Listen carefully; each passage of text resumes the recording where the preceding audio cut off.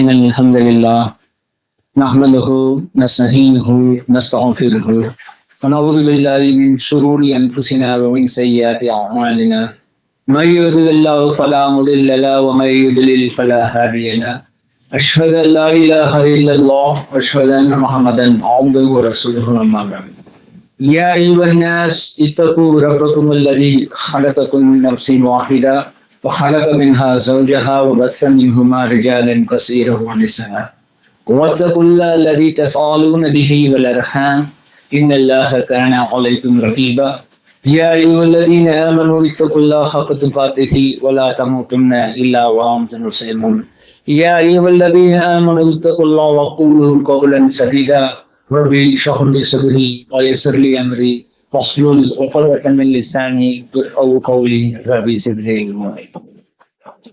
எல்லாம் அல்ல அல்லாஹ்வின் நல்லடியார்களே, அல்லாஹ் சுப்ஹானஹு வ தஆலா தன்னுடைய திருமறை குர்ஆனில் சூரத்துல் தௌபாவுடைய 36வது வசனத்தில் சொல்கின்றான், இன்ன இர்தத்தின் ஷுஹூரின் இன்தல்லாஹி இஸ்னா அஸ்ரா ஷஹ்ரன் ஃபீ கிதாபில்லாஹி ஹலகஸ் ஸமாவாத்தி வல் அர்த் மின்ஹா அர்பஅத்துன் ஹுர்முன். வானங்கள் மற்றும் பூமி படைக்கப்பட்ட நாள் முதலே, அதாவது உலகம் தோன்றிய நாள் முதலேயே மாதங்களுடைய எண்ணிக்கையை அல்லாஹ் சுப்ஹானஹு வ தஆலா 12 என்று சொல்கின்றான். அதில் அர்பஅத்துன் மின்ஹும், அதில் 4 மாதங்களை அல்லாஹ் ரப்புல் ஆலமீன் புனிதம் நிறைந்த மாதங்கள் என்று சொல்கின்றான். திருமறை குர்ஆனில் நாம் எங்கு தேடி பார்த்தாலும் அது என்ன 4 மாதம் எதையாவது சொல்லப்பட்டிருக்கின்றா என்று பார்த்தோமேயானால் அந்த 4 மாதங்களை குறித்து சொல்லப்படவில்லை. குர்ஆனுக்கு விளக்கமாக நபிகள் நாயகம் ஸல்லல்லாஹு அலைஹி வஸல்லம் அவங்க சொல்லக்கூடிய செய்தி புகாரில் வருகிறது. இதே போன்று வானங்கள் மற்றும் பூமி படைக்கப்பட்ட நாளிலிருந்து மீண்டும் பழைய நிலைமைக்கு திரும்பிவிட்டது. ஏன் சொல்றாங்கன்னா, ஒரு 12 மாதங்கள் இந்த நேரங்கள் அல்லாஹ் சுப்ஹானஹு வ தஆலா ஆரம்பத்திலேயே அதை நிர்ணயம் வைத்திருந்தான். ஆனால் அந்தந்த காலத்தில் இருந்த மக்கள் அவர்களுடைய கால எண்ணிக்கை 12, 15 குறைத்து கூட்டி இவ்வாறாக ஒரு கால எண்ணிக்கையை அவர்கள் கணக்கிட்டுக் கொண்டிருந்தார்கள். காலத்தை அல்லாஹ் சுப்ஹானஹு வ தஆலா சொல்லிட்டான், மீண்டும் பழைய நிலைமைக்கு திரும்பி விட்டது. மாதங்களுடைய எண்ணிக்கை 12. அதில் 4 மாதங்களை நபிகள் நாயகம் ஸல்லல்லாஹு அலைஹி வஸல்லம் புனிதமான மாதங்கள் என்று குர்ஆனுக்கு விளக்கமாக சொல்கிறார்கள். அது என்ன 4 மாதங்கள்? தொடர்ச்சியாக வரக்கூடிய துல்காதா, துல்ஹஜ், மொஹரம். இப்போது நாம் இருக்கக்கூடிய இந்த மொஹரம் மாதம், அதே போல ஜமாத்துல் சானிக்கும் ஷாபானுக்கும் மத்தியில் இருக்கக்கூடிய ரஜப். இந்த 4 மாதங்களும் புனித மாதம் என்று நபிகள் நாயகம் ஸல்லல்லாஹு அலைஹி வஸல்லம் அவங்க நமக்கு சொல்லி தராங்க. குறிப்பாக இந்த 4 புனித மாதங்களில் போர் செய்வது மார்க்கத்தில் தடுக்கப்பட்ட ஒன்று. இது இன்னைக்கு நம்ம கவனிக்க வேண்டிய விஷயம் என்னவென்றால், இந்த 4 மாதங்களில் ஒரு மாதமாக இருக்கக்கூடிய மொஹரம் மாதத்தில் நாம் எல்லாம் இருக்கின்றோம். இந்த மொஹரம் மாதத்தைய சிறப்பை நாம் அறிந்து கொண்டு இந்த மொஹரம் மாதத்தில் செய்ய வேண்டிய நல்ல அமல்கள், நற்காரியங்கள், எதற்காக இந்த மாதம் சிறப்பாக்கப்பட்டிருக்கிறது என்ற ஒரு விஷயத்தையும், நடைமுறையில் நாம் பார்க்கக்கூடிய தவறும் மார்க்கத்துக்கு முரணான காரியங்களும் எந்த அளவுக்கு சமுதாயத்தில் பாரதூரமான விளைவை ஏற்படுத்துகின்றது என்பதையும் நாம் காண இருக்கின்றோம். முதலாவதாக நபிகள் நாயகம் ஸல்லல்லாஹு அலைஹி வஸல்லம் சொல்லக்கூடிய செய்தி, இந்த முஹர்ரம் மாதத்துடைய சிறப்பை குறித்து சொல்கிறார்கள். எந்த அளவுக்கு இது உயர்ந்த ஒரு நிலையில் அந்தஸ்தில் இருக்கக்கூடிய மாதம் என்றால், ரமலான், அதாவது ரமலான் மாதத்தில் வைக்கக்கூடிய நோன்பு, ரமலான் மாதத்தில் பிடிக்கக்கூடிய நோன்பு, அந்த நோன்புக்கு பிறகு அது கடமையான நோன்பு. நோன்பு நோற்பதற்கு, அதாவது உபரியான நோன்பு நோற்பதற்கு சிறந்த ஒரு மாதம் யாதெனில் ஷஹ்ருல்லாஹில் முஹர்ரம். எப்படி சொல்றாங்க? அப்பஹு சியாமு பாத ரமலான், ரமலான் மாதத்துக்கு பிறகு நோன்பு நோற்பதற்கு ஒரு சிறந்த மாதம் ஏதேனும் ஒன்று இருக்குமேயானால் அது எந்த மாதம் தெரியுமா? அந்த மாதத்திற்கு நபிகள் நாயகம் ஸல்லல்லாஹு அலைஹி வஸல்லம் பெயர் சூட்டுறாங்க. என்ன பெயரு? ஷஹ்ருல்லாஹ், அல்லாஹ்வுடைய மாதம்ன்றாங்க. எல்லாத்தையும் அவன் தான் படிச்சிருக்கான். மாதங்கள், நாட்கள், மணி, நேரம், மனுஷன், பிரபஞ்சம் ஒட்டுமொத்தையும் அல்லாஹ் தான் படிச்சிருக்கான். ஆனா இந்த மாதத்துடைய சிறப்பை குறித்து சொல்லும் போது அதற்கு நபிகள் நாயகம் ஸல்லல்லாஹு அலைஹி வஸல்லம் அவங்க ஒரு அடைமொழியை சூட்டிவிட்டு சொல்கிறார்கள், ஷஹ்ருல்லாஹில் முஹர்ரம். அப்போ நோன்பு நோற்பதற்கு ஒரு ஏற்ற மாதம், நாம் விட்ட நோன்பு, அல்லது நம்ம பிடிக்கணும்னு ஆசைப்படக்கூடிய உபரியான நோன்புகளை இந்த மாதத்தில் வைப்பது ஒரு சிறப்பு வாய்ந்த ஒன்றாக இருக்கிறது.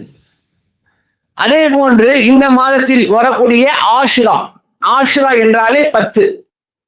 அந்த 10ஆம் நாளுடைய சிறப்பு, இந்த 10ஆம் நாளில் சிறப்பில் வைக்கக்கூடிய நோன்பு, அதை குறித்து நபிகள் நாயகம் ஸல்லல்லாஹு சொல்லியிருக்கிறாங்க. இந்த நோன்பை காலமாக, அதாவது நபிகள் நாயகம் ஸல்லல்லாஹு அலைஹி வஸல்லம் தூதராக தன்னை அறிமுகம் படுத்துவதற்கு முன்னாடியே மக்காவில் அன்றைக்கு வாழ்ந்த அரபியர்கள் ஜாஹலியா காலகட்டத்திலேயே அந்த நாளில் நோன்பு நோட்டு கொண்டு வந்திருக்கிறார்கள். இதை யார் சொல்றாங்க? அன்னை ஆயிஷா ரலியல்லாஹு சொல்றாங்க. நபிகள் நாயகம் ஸல்லல்லாஹு அலைஹி வஸல்லம் மக்காவில் இருக்கும்போது குறைஷிகள், அதாவது மக்கத்து காஃபிர்கள், அந்த நபிகள் நாயகம் ஸல்லல்லாஹு அலைஹி வஸல்லம் சமுதாயத்தில் இருந்தவர்கள் ஆஷுரா தினத்தில் நோன்பு நோட்டு வந்தார்கள். நபிகள் நாயகம் ஸல்லல்லாஹு அலைஹி வஸல்லம் ஹிஜ்ரத் செய்து மதீனா போன பிறகு அங்குள்ள கைபர் வாசிகள், அதாவது யூதர்கள், கிறிஸ்தவர்கள், இவர்களும் நோன்பு நோட்டு வந்தார்கள் என்று அன்னை ஆயிஷா ரலியல்லாஹு சொல்றாங்க. அப்ப நபிகள் நாயகம் ஸல்லல்லாஹு அலைஹி வஸல்லம் தூதராக ஆவதற்கு முன்னாடியே அன்றைக்கு இருந்த அறியாமை கால கட்டத்திலேயே மக்கள் இந்த ஒரு நாளை சிறப்பித்து நோன்பு நோட்டு கொண்டு இருந்திருக்கிறார்கள்.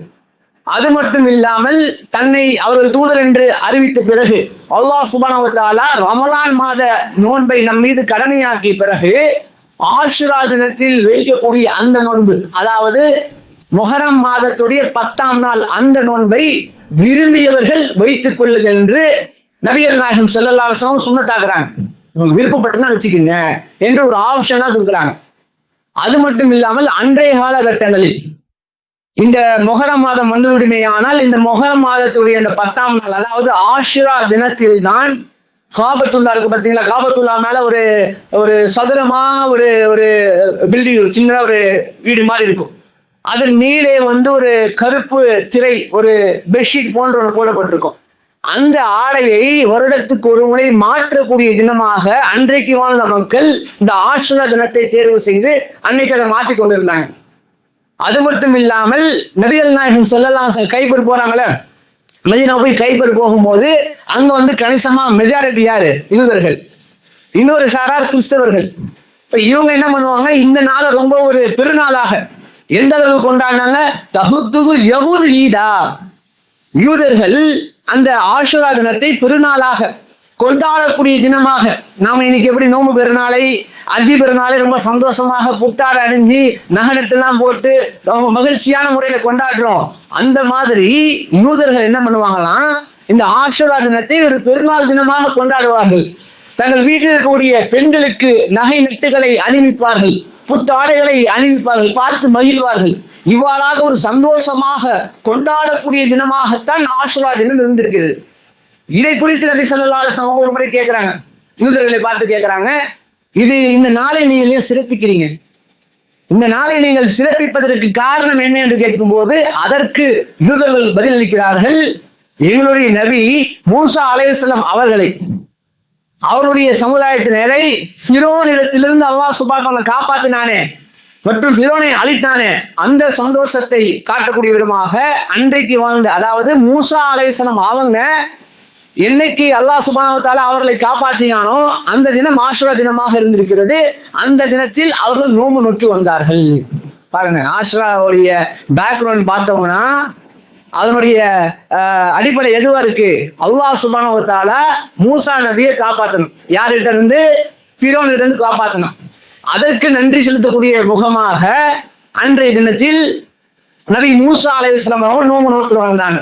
அதையும் நாங்கள் தொடர்ச்சி எங்களுடைய நபி அவங்க நோன்பு நோட்டு இருக்காங்களே, நாங்கள் எப்படி நோக்காம இருக்க முடியும்னு சொல்லி யூதர்களும் அந்த தினத்தில் நோன்பு நோட்டு வந்தாங்க. இதை கேள்விப்பட்ட பிறகு நபிகள் நாயகம் ஸல்லல்லாஹு அலைஹி வஸல்லம் சொல்றாங்க, நபி மூசாவுக்கு நாமே ரொம்ப நெருக்கமானவங்க, நாமே ரொம்ப விருப்பமானவங்க, நாமும் அந்த நாளில் நோன்பு நோக்க வேண்டும் என்று நபிகள் நாயகம் ஸல்லல்லாஹு அலைஹி வஸல்லம் நோன்பு நோக்க சொல்றாங்க. அது மட்டும் இல்லாமல் சஹாபாக்கள் கேட்கிறார்கள், யார் ரசூலுல்லாஹ், இந்த நாளில் நாம் நோன்பு நோக்குவோமே ஆனால் யூத கிறிஸ்தவர்களை பின்பற்றக்கூடிய ஒரு நிலைக்கு வருவோமே, எப்படி அது சரியா இருக்கும் என்று சொல்லும் போது நபிகள் நாயகம் ஸல்லல்லாஹு அலைஹி சொல்றாங்க, நான் இன்ஷா அல்லாஹ் உயிரோடு இருப்பேனே ஆனால் அடுத்த ஆண்டு அவர்களுக்கு மாற்றம் செய்யக்கூடிய விதமாக 9 மற்றும் 10 ஆகிய 2 தினங்களில் நான் நோன்பு நோற்பேன். எப்படி? நான் உயிரோடு இருப்பேனே ஆனால் இன்ஷா அல்லாஹ் சொல்றாங்க, அவர்களுக்கு மாறு செய்யக்கூடிய விதமாக பிறை 9 அதுக்கு ஒரு நாள் முன்னாடி ஒரு நோன்பு வைங்க, ஆஷுரா 10ஆம் நாள் நோன்பு வைங்க என்று நபிகள் நாயகம் ஸல்லல்லாஹு அலைஹி வஸல்லம் அவங்க கட்டளையிட்டாங்க. ஆனா அல்லாஹ் சுப்ஹானஹு வ தஆலா அவருடைய ரூஹை உயிரை பறித்துக் கொண்டான். நபிகள் நாயகம் ஸல்லல்லாஹு அலைஹி வஸல்லம் சொன்ன சொல் செயல் அங்கீகாரம் அத்தனையும் வகி ஹதீஸ். அந்த அடிப்படையில் நாம் ஆஷுரா தினத்தில், அதாவது முஹர்ரம் மாதத்துடைய 9 மற்றும் 10ஆம் நாள் நோன்பு நோற்பது நபிகள் நாயகம் ஸல்லல்லாஹு அலைஹி வஸல்லம் அவங்க சொல்லி தந்த காட்டி தந்த ஒரு வழிமுறை. அதனால் நமக்கு கிடைக்கக்கூடிய லாபம் என்ன? ஒரு காரியத்தை செய்யறோம்னா, ஒரு இபாதத்தை செய்யும் போது அதனால ஒரு கூலி, ஒரு நன்மையை நாம் பெற வேண்டும். இந்த நோன்பின் மூலியமாக நமக்கு கிடைக்கக்கூடிய பிரதிபலன் பரிசு என்ன என்று பார்க்கும்போது நபிகள் நாயகம் ஸல்லல்லாஹு அலைஹி வஸல்லம் சொல்லக்கூடிய செய்தி முஸ்லிமில் வருகிறது. யார் ஒருவர் ஆஷுரா தினத்தில் நோன்பு நோக்கிறார்களோ சனத்தல் மாதியா, ஒரு வருடத்துடைய முன் செய்த பாவங்கள் மன்னிக்கப்படுவதாக. அன்பான சகோதர சகோதரிகளே, சற்று சிந்தித்து பார்க்க வேண்டும். நாம் இந்த ஆஷுரா நாட்களில் வைக்கக்கூடிய நோன்பு, பிறை 9 மற்றும் 10ஆம் தேதி குடிக்கக்கூடிய நோன்புக்கு அல்லாஹ் சுப்ஹானஹு வ தஆலா தரக்கூடிய பரிசு என்ன? பாவ மன்னிப்பு. மனிதனாகியவன் பாவம் செய்யக்கூடியவனாகத்தான் இருக்கின்றான். அல்லாஹ் சுப்ஹானஹு வ தஆலா அவ்வப்போது அந்த அடியானை மன்னிக்க வேண்டும், அவன் குற்றமற்றவனாக மரணிக்க வேண்டும், அந்த நிலையிலேயே அவன் சொர்க்கம் செல்ல வேண்டும், நரகத்துக்கு அவன் போய்விடக் கூடாது, அவன் பாவத்தை செய்யவே கூடாது, அந்த பாவத்துக்கு விலகிவிட வேண்டும் என்பதற்காக அவ்வப்போது பாவ மன்னிப்புக்காக அல்லாஹ் சுப்ஹானஹு வ தஆலா தரக்கூடிய ஒரு வாய்ப்பு தான், ஒரு ஆப்பர்ச்சுனிட்டி தான் இந்த ஆஷுரா தினம். இந்த ஆஷுரா தினத்தில் நாம் வைக்கக்கூடிய இந்த நோன்புக்கு பரிசு ஒரு வருடத்துடைய முன் செய்த சிறு பாவங்களை அல்லாஹ் ரப்பல் ஆலமீன் மன்னிக்கின்றான். அன்பான சகோதர சகோதரிகளை ஒரு கணம் நாம் யோசித்து பார்க்க வேண்டும். இன்றைய தினம் காலையில தூங்கி எந்திரிச்சிலிருந்து மணி 12 1 மணி ஆகுது. இந்த 5 மணி நேரம் 6 மணி நேரம் 7 மணி நேரம் நான் செய்த நல் அமல்கள் என்ன? ஒரு லிஸ்ட் போடுங்க மனசுலேயே. நான் செய்த பாவமான காரியம், மார்க்க தடுத்த காரியம், மார்க்கத்தில் இல்லாத ஒன்று, ஒன்றுமே ஒரு பிரோஜனம் இல்லாத ஒன்று, மறுமைக்கு இதனால் எந்த ஒரு ஈழத்தில் பெற்று தராத ஒன்று, அந்த லிஸ்ட், அந்த காரியத்தை லிஸ்ட் அவுட் பண்ணுங்க. நமக்கே சொன்னோம், காலையில் ஒரு ஜும்மா தினத்துல கூட நம்ம ஒரு நன்மையான காரியத்தை செய்யலையே. ஃபஜ்ரே தொழுகையை நம்ம ஃபஜ்ரே தொழுகாம நம்ம விட்டுட்டு குழுபோக்க ஆரம்பிச்சிருக்கிறோமே, லேட்டாக சொல்லுகிறோமே, எத்தனையோ மார்க்க தடுத்த காரியத்தை செஞ்சிருக்கிறோமே. ஒரு உள் மனதில் நாம் ஒரு ஓட்டம் ஓட்டி பார்த்தால் நம்மளுடைய நிலைமை நாம் அறிந்து கொள்ளலாம். அல்லாஹ் சுப்ஹானஹு வ தஆலா நான் மன்னிக்கிறேன்டா, அவனுக்கு வாய்ப்பு இருந்தா ஒரு வருஷம் பாவத்தை மன்னிச்சுட்டு போவேன், எடுத்துக்கோ. ஒரு வியாபாரம், ஒரு சீசன் டைம், ஒரு வருஷத்துடைய லாபத்தை ஒரு நாள் நம்ம பெற்றுக்கொள்ளலான்னு என்ன பண்ணுவோம்? கடையில் லீவ் போட்டு, ரொம்ப கூட்டம் வராங்க, கூட்டத்தை சமாளிக்க முடியாதுங்க, கல்லால ஆள் இருக்க முடியாதுங்க, லட்சக்கணக்கான ஆயிரக்கணக்கான பேர் வருவான், சரக்கு இல்லைன்னு கடையை மூடிட்டு போகுமா? போடுறா கடையா 2 பேர் எக்ஸ்ட்ரா வேலைக்கு ஆள் எடுத்து போடுறா, வியாபாரத்தை பண்ற, ஒரு வருஷம் லாபத்தை இன்னைக்கு நம்ம எடுத்து சொல்லுவோமா இல்லாமா? சீசன் செய்யுமா செய்ய மாட்டோமா? அது போன்று அல்லாஹ் சுப்ஹானஹு வ தஆலா நமக்கு சான்ஸ் தரான். அதுக்கும் நீ எப்படியா தப்பி தவறி பாஸ் ஆகி சொல்றதுக்கு போயிடு, இன்னும் போயிட்டா எனக்கு பாவம் மன்னிப்பு கேள்வி நான் மன்னித்துறேன் அப்படின்னும் போது நம்ம எப்படி ஓடோடி வரணும்? ஒருத்தர் கேட்கிறாரு, வியாபாரத்துக்கு பொருளாதாரம் இல்லைங்க, ஒரு வட்டி இல்லாத கடன், வட்டி இல்லாத கடன், அவனுக்கு நான் ஒரு நன்கொடையா தரேன், நீ வா, நீ எந்திரிச்சு 5 மணிக்கு வா அப்படின்னு என்ன பண்ணுவோம்? 4 மணிக்கு ஒரு வாசல்ல போய் நிற்போம், காசு வருதுல கண்ணில் பாக்குறோம். இது மறுமையில கிடைக்கும் போது நமக்கு தெரிய மாட்டாரு. இப்போ இதற்கு நம்ம ஆரம்பம் காட்ட வேண்டும் சகோதரர். ரமலான் மாதத்தில் 1 மாத காலம் நம்மளால் நோன்பு இருக்க முடியுதா இல்லையா? வைக்கிறோமா இல்லையா? அந்த கடமையான நோன்புக்கு நம்ம முக்கியத்துவம் கொடுக்குறோம். இதையும் நபி ஸல்லல்லாஹு அலைஹி சொல்லியிருக்காங்க இல்லையா? ரமலான் நோன்பு கடமையாக்குவதற்கு முன்னாடி இந்த நோன்பு தான் கடமையாக்கி இருக்காங்க. செஞ்சாங்களே இல்ல சஹாபாக்கள்லாம். நாமும் இதற்கு ஆர்வம் காட்டணும். 20 தினங்கள் தான், வியாழன் வெள்ளி, அடுத்த வாரம் வியாழன் வெள்ளி 2 நாட்கள் நாம் நோன்பு நோற்பதன் மூலியமாக அல்லாஹ் சுப்ஹானஹு வ தஆலா நம்முடைய ஒரு வருடத்துடைய பாவத்தை மன்னிக்கின்றான் என்றால், பாவ மன்னிப்பு பெற்றவராக நாம் அந்த 2 தினத்தை கழிக்க வேண்டும். அதற்கான தௌஃபீக்கை அல்லாஹ் சுப்ஹானஹு வ தஆலா நமக்கு கொடுக்க வேண்டும்.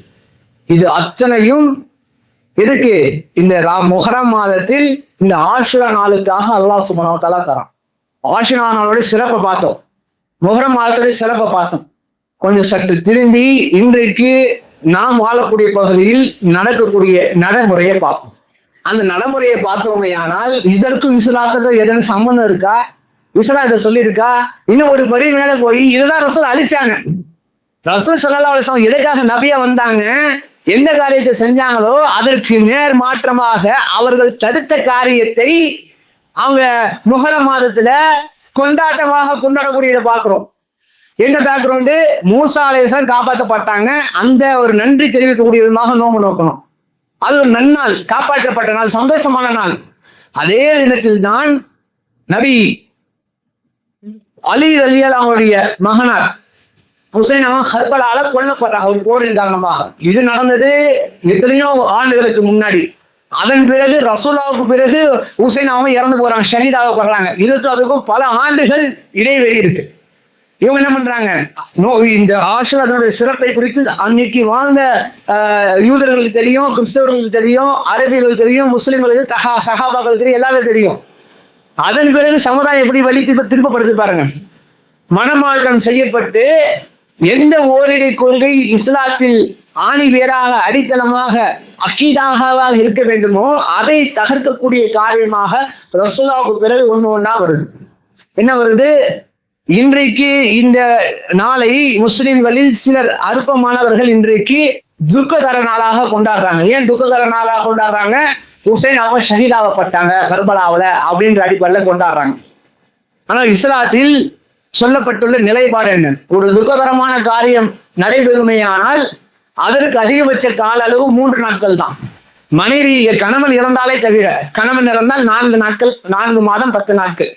ஆனா இவங்க என்ன பண்றாங்க, எத்தனையோ ஆண்டுகளுக்கு முன்னாடி இறந்து போன அவருடைய நினைவு கூறக்கூடிய விதமாக தன்னுடைய துக்கத்தை காட்டுகின்றோம் என்ற பெயர்ல குறிப்பாக சொல்ல வேண்டும் என்றால் ராயப்பேட்டை, ஐசவுசு, ட்ரிப்ளிகேனு, லாஷமாக்கானு இந்த மாதிரி பெல்ட் உள்ள பகுதியில் என்ன பண்ணுவாங்க, 10 நாட்கள் சிறப்பு திருவிழாவாக கொண்டாடுவாங்க. எப்படி மாற்று மாதத்துல குறிப்பிட்ட மாதம் வந்தா தீமிதி திருவிழா, வேல் குத்தக்கூடிய திருவிழா, தன்னை தானே அவர்கள் தூங்குணத்துக் கொள்வார்கள். இஸ்லாத்துல அது அடிப்படையே கிடையாது. இவங்க என்ன பண்ணுவாங்க, இந்த 10 நாள் ஒவ்வொரு நாளும் ஒவ்வொரு கொண்டாட்டம். ஊரை ஜேஜேன்னு மியூசிக் அடிச்சுட்டு பாட்டை போட்டுட்டு குதிரையில கொத்திட்டு போவானுங்க. ரோட்ல என்ன பண்ணுவாங்க, ஒரு பள்ளத்தை நோண்டி பூ மிதி திருவிழான்னு தீமிதி திருவிழான்னு சொல்லி தீ மிதிப்பாங்க. சரி, இதெல்லாம் எங்கடா கத்துக்கிறீங்க? அதுல தானே வெளியே வந்திருக்கிறோம். திருப்பி அதுல ரிவர்ஸ்ல போகக்கூடியதை பாக்குறோம். இன்னும் எந்த அளவுக்கு அசைவத்தை சாப்பிடக்கூடாது, மீன் சாப்பிடக்கூடாது, கல்யாணமான கல்யாணத்தை வைக்க மாட்டாங்க. அது பீரிய மாதமா கல்யாணத்தை வைக்க மாட்டாங்க. அதன் பிறகு என்ன பண்ணுவாங்க, கல்யாணம் பண்ணிட்டா கூட கணவன் மனைவி ஒன்று சேர மாட்டாங்க. எப்படி ஒரு குறிப்பிட்ட மாதத்துல கணவன் மனைவி ஒன்று சேரக்கூடாது சொல்லி வேற ஒரு மதத்துல இருக்கோ அந்த மாதிரி இவங்க என்ன பண்ணுவாங்க, கணவன் மனைவி ஒன்று இல்லற வாழ்க்கையில் ஈடுபடக்கூடாது. இந்த மாதிரிலாம் போட்டு வச்சிருக்கிறாங்க. இது மட்டும் இல்லாம அந்த ஊர்வலம் போகும்போது சும்மாங்கல்ல, அந்த குதிரை மேல 3-4 பேர் ஏறிக்கிட்டு குதிரை தூச்சிட்டு போவாங்கல்ல, போறவங்க பதார்த்தத்தை தம்பூருக்குன்ற பேர்ல பிரசாதத்தை கொடுப்பாங்க. எப்படி மாற்று மத சுண்டல் மற்ற ஐட்டம்ஸ் கொடுப்பாங்களோ அந்த மாதிரி இவங்க கொடுப்பாங்க. அதோடைய ரொம்ப கொடுமை, சிறுக்குடைய உச்சத்துக்கு போய் என்ன பண்ணுவாங்கன்னா, சில பேர் வீட்டுல பார்த்தா தெரியும், இந்த 5 விரல்களை பதியப்பட்டிருக்கும். அந்த மாதிரி ஒரு செஞ்சுட்டு ஒரு ஜெண்டா மாதிரி ஒரு கையை செஞ்சுட்டு எடுத்துட்டு போவாங்க. என்னோட என்ன கான்செப்டா அப்படின்னு கேட்டா, இதுதான் பஞ்சா பாஞ்ச் 5. என்ன 5னா முஸ்தபா, முர்தலா, அபுனாஹுமா, ஃபாத்திமா. அதாவது முஸ்தபானா ரசூல் ஸல்லல்லாஹு அலைஹி வஸல்லம் முஹம்மது நபி. 2வது அவருடைய மருமகன் அலி. அதன் பிறகு அவருடைய 2 மகன்கள் ஹுசைன், ஹசன். அப்புறம் அவருடைய மகள் ஃபாத்திமா. 5 கடவுள் கொள்கையை புகட்டுறாங்க. இது இஸ்லாத்துடைய அடிப்படையா? மை யுஷ்ரிக் பில்லாஹ் ஃபகத் ஹர்ரமல்லாஹு அலைஹில் ஜன்னah. யார் ஒருவர் அல்லாஹ்வுக்கு ஷிர்க் வைத்து விட்டாரோ அவர் சொர்க்கம் செல்ல முடியாது, இருப்பிடம் நரகம் சொல்லியிருக்காங்க.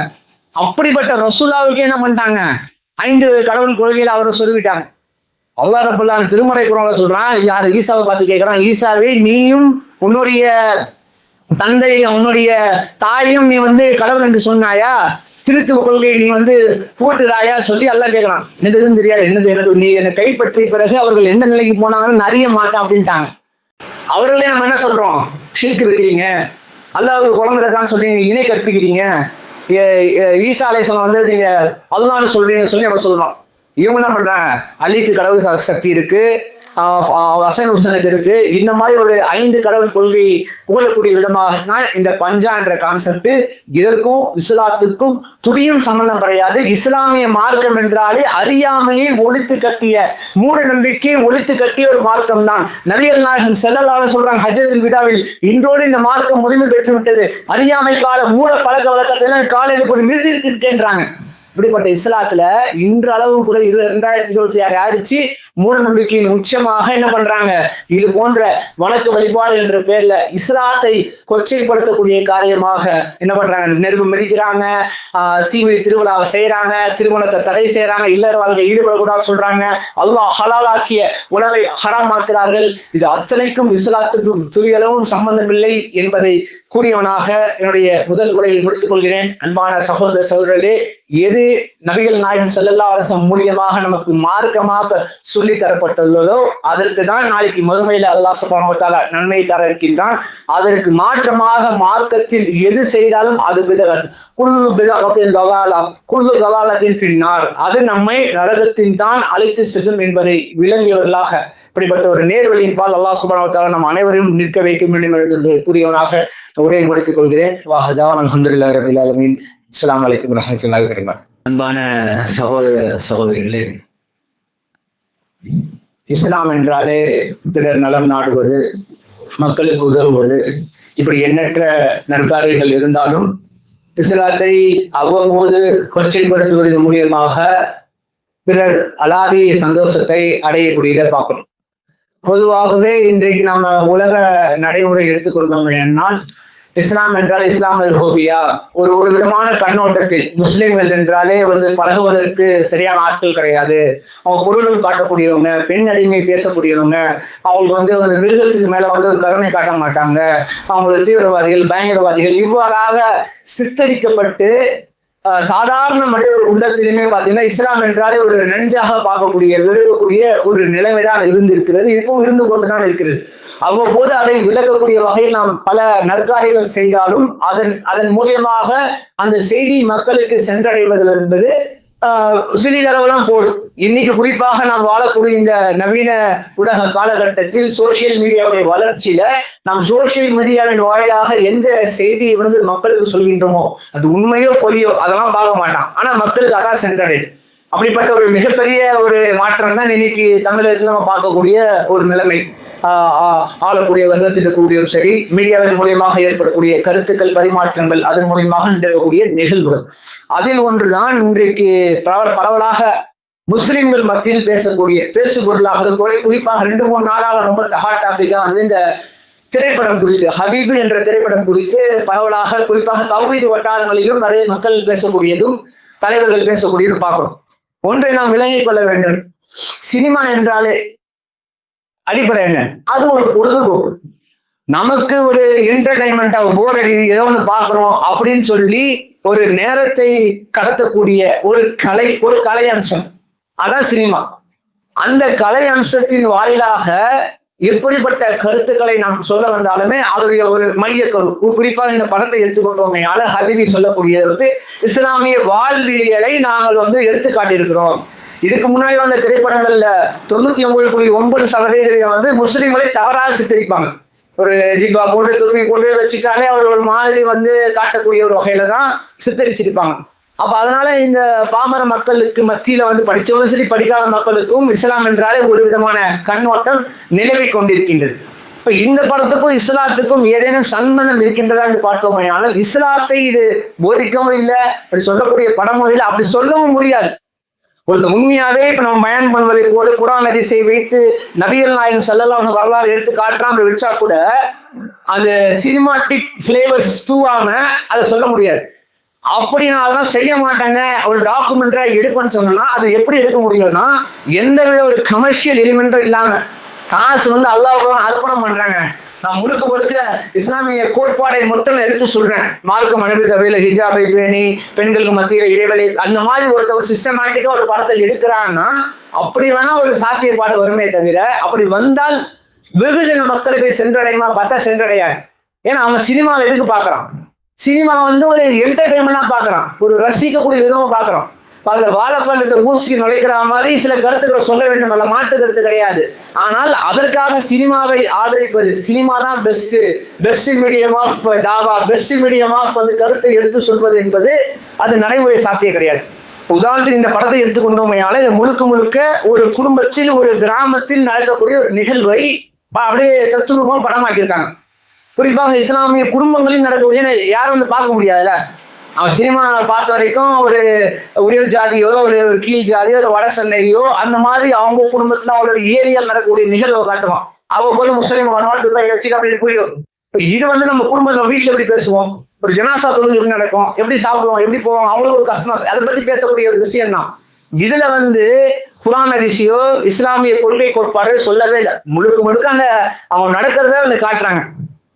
இது மூலியமா என்ன மாற்றம் ஏற்படும், வெகுஜன மக்கள் முஸ்லிம்களும் மனிதர்கள் தான், அவங்க நம்ம நினைக்கிற மாதிரி இல்லைன்ற ஒரு கண்ணோட்டம் தான் ஏற்படுறதை தவிர இதன் மூலியமாக இஸ்லாத்தைக்கு வருவது ஏற்றுக்கொள்வது என்பது ரொம்ப கம்மி. பை சான்ஸ் அவங்க எல்லாம் நாடி அவங்க சரி பார்ப்போமே, ரிசர்ச் பண்ணுவோமே அப்படின்ற ஒரு நிலைக்கு வந்தால் வேணால் ஏற்படும். ஆனால் இதுல அவங்க கமர்ஷியல் எலிமெண்ட் சொல்லி போடுறாங்க பார்த்தீங்களா. உதாரணத்துக்கு அவங்க குடும்பத்துல நடக்கக்கூடிய நிகழ்வு இருந்தாலும் அந்த பெண் அணியக்கூடிய அந்த ஆடைகள், அவங்க வீட்டுல ஒரு சகஜமா இருக்கக்கூடிய ஒரு நிலை, அதன் பிறகு அதில் வரக்கூடிய பாடல்கள், ஆடல்கள், காதல், திருட்டு, எது எடுத்துக்கொண்டாலும் இது இஸ்லாமுக்கு வந்து சுத்தமா ஆதரிக்கல.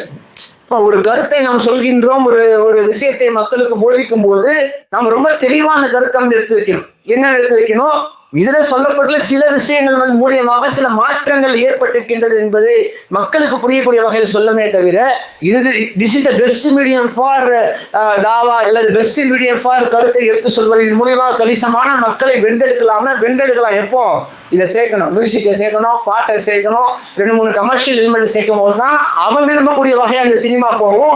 அப்போ மக்கள் வருவோம். அப்ப நம்ம வந்து இஸ்லாமிய கொள்கையை வந்து சாக்ரிஃபைஸ் பண்ணணும்.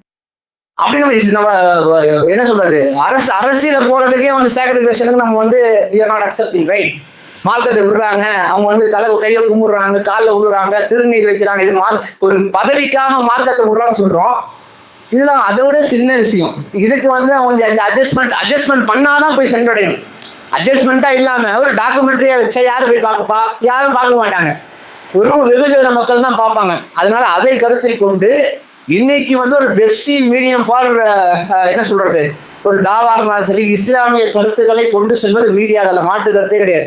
Social media platform, meta platform, Facebook, Instagram, YouTube videos, இப்போ நம்ம கூட இந்த பயனை வந்து சொற்பொழிவு வந்து ரெக்கார்ட் பண்றோம். இதன் மூலியமா 4 பேர் சென்றடையும், அது போய் மக்களுக்கு நன்மையாக சேர்க்கும் அடிப்படையில் பண்றோம். இதுதான் பெஸ்ட் வே ஆஃப் இன்னைக்கு இருக்கக்கூடிய தாவா, அதுல மாற்று கருத்து கிடையாது. ஆனால் இதில் வந்து சினிமா என்பது தி பெஸ்டா இருந்தாலுமே அதற்கு நாம் சில சாக்ரிஃபைஸ் பண்ணாதான், மார்க்கத்துல விட்டு வெளியே போய் சில காரியத்தை பண்ணாதான் செய்ய முடியும்னா அது வந்து இஸ்லாத்துக்கு உகந்தது கிடையாது, இஸ்லாத்துக்கு நெருக்கமானது கிடையாது. அது இஸ்லாத்தை விட்டு வெளியே போய் செய்யக்கூடிய ஒரு காரியமாக இருப்பதாக நான் கருதுகிறேன். இது குர்ஆன் ஹதீஸின் அடிப்படையில் எடுத்த ஒன்றாக இருக்குது. இது கரண்ட் டாபிக் போயிட்டு இருக்கிறதுனால இது ஒரு மக்களுக்கு சொல்லக்கூடிய விஷயமா இருப்பதன் காரணம் நம்ம வந்து எடுத்து சொன்னோம். அல்லாஹ் சுப்ஹானஹு வ தஆலா நம்மை இஸ்லாத்தின்படி வாழ்ந்து மகிழக்கூடிய ஒரு நிலையை நாம் அனைவருக்கும் கொடுக்க வேண்டும் என்பதை கூறியவனாக இந்த உரையை முடித்துக் கொள்கிறேன். அல்ஹம்துலில்லாஹி ரப்பில் ஆலமீன். அஸ்ஸலாமு அலைக்கும்.